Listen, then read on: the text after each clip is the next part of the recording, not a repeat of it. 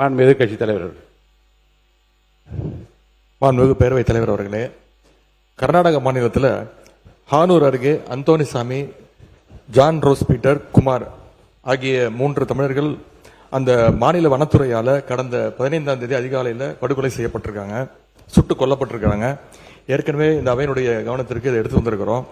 இன்னைக்கு சுட்டுக் கொல்லப்பட்ட அந்த 3 தமிழர்களுடைய போஸ்ட்மார்ட்டம் ரிப்போர்ட் இன்னைக்கு வெளிவந்திருக்கு. அதுல 3 பேருமே சித்திரவதை செய்யப்பட்டு மிக அருகில் நிற்க வைக்கப்பட்டு சுட்டுக் கொல்லப்பட்டிருக்காங்கன்னு இந்த செய்திகள் போஸ்ட்மார்ட்டம் ரிப்போர்ட் மூலமாக தெரிய வந்திருக்கு. 3 பேருக்குமே உடல் முழுக்க படுகாயங்கள் இருந்திருக்கு, விலா எறும்பு முறிக்கப்பட்டு இருக்கு அப்படின்னு போஸ்ட்மார்ட்டம் ரிப்போர்ட் தெளிவாக சொல்லுது. எனவே இது முழுக்க முழுக்க ஒரு படுகொலை. இந்த படுகொலைக்கு எதிராக இந்த ஆட்சி என்ன நடவடிக்கை எடுத்திருக்கு என்பதை தெரிய விரும்புகின்றேன். குறைந்தபட்சம் அந்த மாநில அரசுகிட்ட விளக்கம் கேட்டு கடிதம் எழுதியிருக்கிறதா? கடந்த வாரம் கர்நாடக முதலமைச்சர் இந்த தென்மண்டல மாநாட்டிற்காக இங்க வந்தாரு. அப்போ நேரிலையாவது தமிழ்நாடு அரசு தன்னுடைய கண்டனத்தை தெரிவிச்சிருக்கிறதா? கர்நாடகா மாநில காவல்துறைக்கு பதிலாக ஒரு மேல்மட்ட நீதி விசாரணை செய்ய தமிழ்நாடு வலியுறுத்தணும்னு நான் ஏற்கனவே இந்த அவையில குறிப்பிட்டிருக்கிறேன்.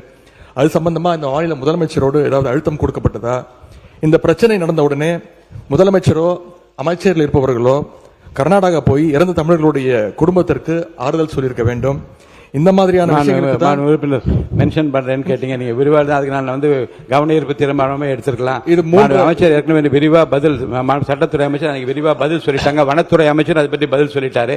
இப்ப நீங்க மென்ஷன் பண்ணிட்டீங்க, அதாவது பிரேத விசாரணையில் நடந்திருப்பதற்கும் ஏற்கனவே வெளியிடப்பட்ட அறிக்கைக்கும் கர்நாடகா சொன்னதுக்கும் சம்பந்தம் இல்லை சொல்லிட்டீங்க. அதுதான் மென்ஷன் பண்ணிட்டீங்க. அது குறித்து அமைச்சர்கள் பதில் உரையை தயார் செய்த பிறகு விரிவாக எடுத்து பேசலாம். அது வாய்ப்பு தரேன், விரிவாக அதை பற்றி பேசலாம். இல்ல அது சொல்லியாச்சு. அதுதான் பிரேத பரிசோதனை முடிந்த பிறகு வந்து ரிசல்ட்டை பத்தி சொல்லிட்டீங்க. அதுக்கு உரிய பதிலை மாண்புமிகு சட்டத்துறை அமைச்சர் பெற்று நமக்கு பதில் அளிப்பார். மைக் கொடுங்க. 3 தமிழர்களுடைய மரணத்திற்கு நீதி கிடைக்க தமிழ்நாடு அரசு முழு முயற்சிகளை எடுக்க வேண்டும், துணை நிற்க வேண்டும்.